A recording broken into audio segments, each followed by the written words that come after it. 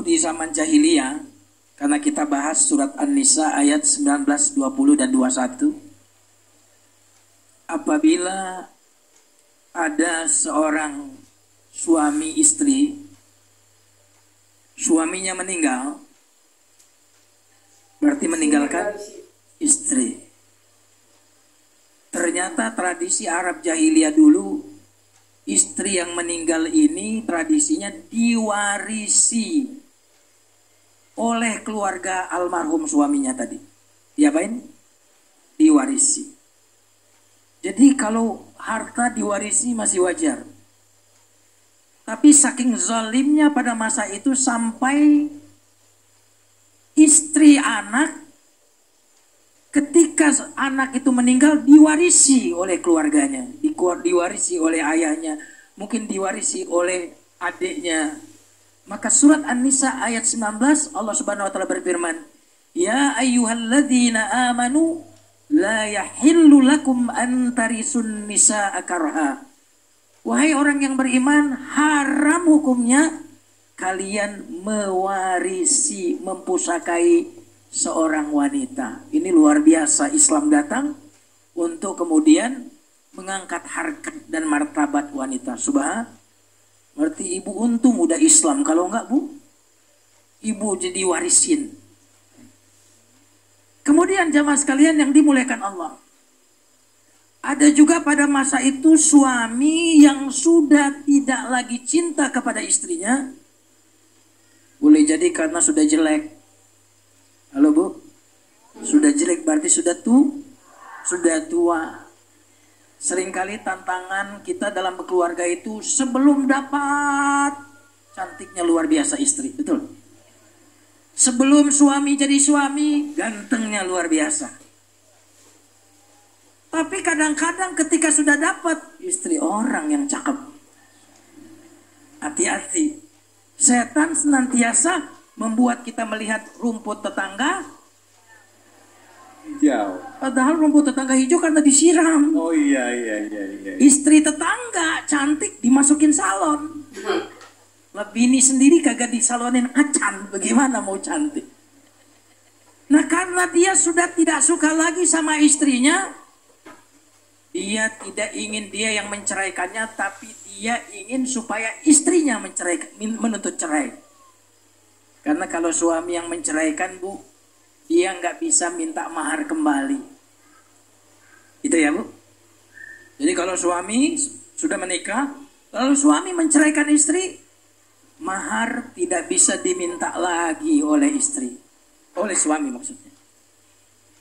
Tapi apabila yang menuntut cerai khulu namanya, istri yang menuntut cerai, maka suami bisa menuntut mahar kembali. Suami bisa menuntut sejumlah uang.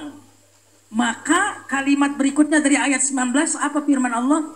Wala ta'duluhunna litadhhabu bi ba'di ma ataitumuhunna illa ayyatina bi fahishatin mubayyinah. Jangan kalian menyusahkan istrimu, menekan istrimu, kasar terhadap istrimu, tidak sayang lagi sama istrimu, supaya istri ini merasa udah gak sakinah lagi. Karena udah gak sakinah, kalau begitu saya tuntut cerai. Padahal tadinya istrinya gak mau menuntut, tapi ini rekayasa suaminya. Suami sengaja jahat kepada istrinya, sengaja zolim kepada istrinya, supaya istri ini lama-lama menuntut. Kalau istri menuntut cerai, suami bisa dapat kembali. Nah itu dilarang oleh surat An-Nisa ayat 19. Wala ta'duluhunna, jangan kamu buat susah mereka agar kalian mendapatkan mahar kembali. Lalu yang menarik, kalau rumah tangga sudah tidak sakinah lagi kata Al-Quran, kalau rumah tangga tidak bahagia lagi, jangan buru-buru menceraikan istrimu.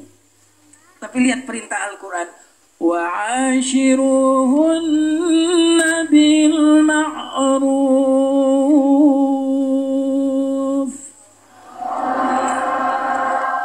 Lemas.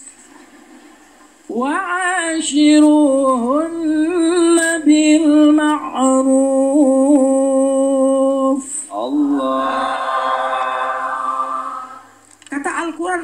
meskipun sudah tidak cinta lagi kepada istrimu, meskipun istri tidak lagi cinta kepada suami, jangan langsung buru-buru cerai.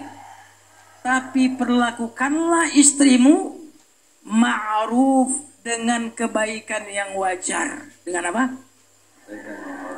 Kebaikan yang wajar. Karena ma'ruf itu beda dengan mawaddah. Kalau mawaddah masih saling cinta, itu mawaddah.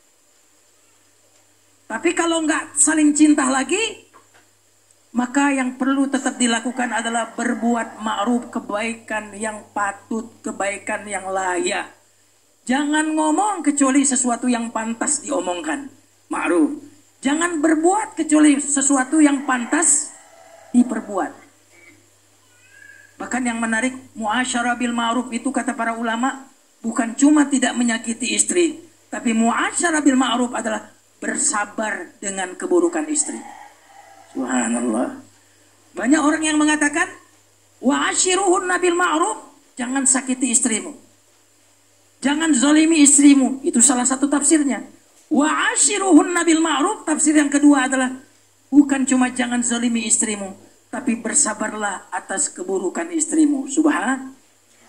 Berarti jika rumah tangga tidak bisa dipertahankan dengan mawaddah, jika rumah tangga tidak bisa dipertahankan dengan sakinah, rumah tangga bisa dipertahankan dengan kesabaran. Dengan apa?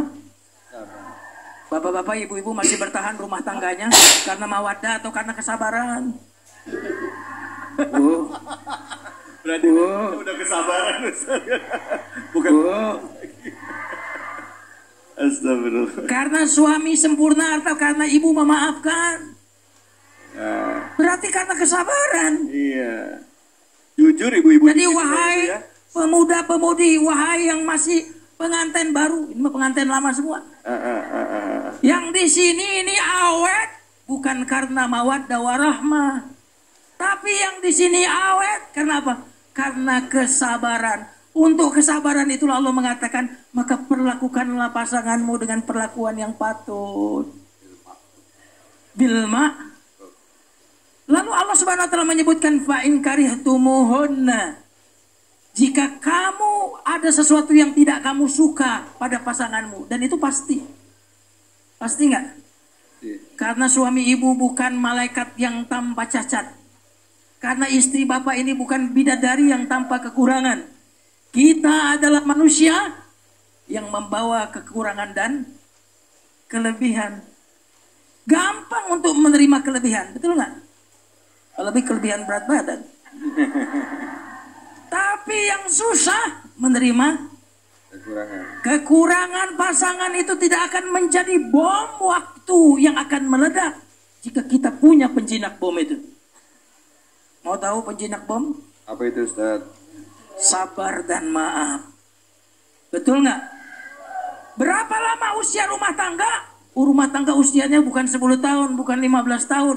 Rumah tangga itu sepanjang usia sabar dan usia maaf kita. Kelihatan nih wajah-wajah sabar semua nih kelihatan. Jamaah sekalian yang dimuliakan Allah Subhanahu wa taala. Lalu Allah Subhanahu wa taala menyuruh kita bagaimana caranya agar sakinah. Jangan cuma lihat sisi buruknya istrimu, tapi lihat juga sisi baiknya.